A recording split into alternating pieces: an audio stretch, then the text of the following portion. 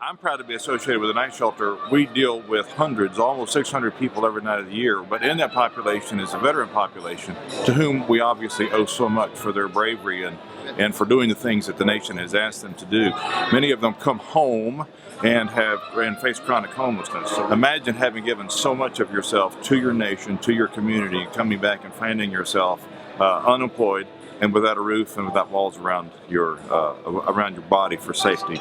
So the night shelter brings people in from the cold and then works with veterans to help them to the next stage of their life as they seek more dignified housing and more dignified living. And nothing could be more valuable than that in this community.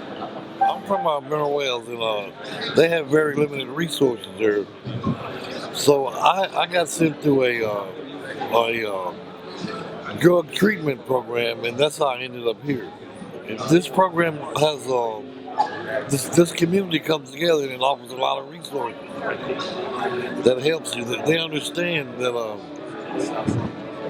being a homeless vet or whatever, you need help. You know what I'm saying? And they don't offer that in smaller towns. And what this does for the donations, it takes care of a program called Veterans Voice.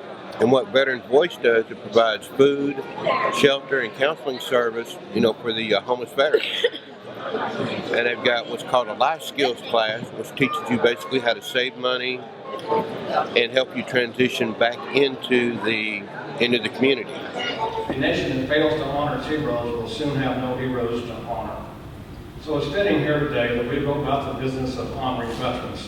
And I know there's veterans in the audience here today. I don't know who all of you are, but I appreciate every one of you. No matter where you served, when you served, which service you were in, which wars you fought or didn't fight, the fact that you were in, left your families, and were willing at the time, if called upon, to go this way, those are things that we all appreciate, and you have our gratitude.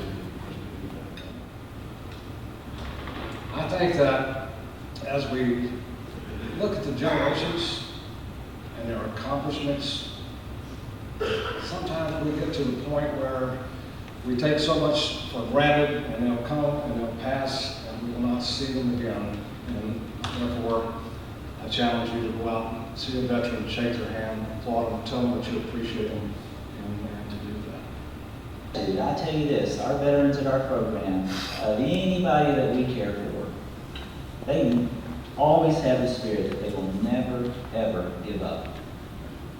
Take that and you've learned from your service and understand and continue to strive to never, ever give up, because your finest day is ahead.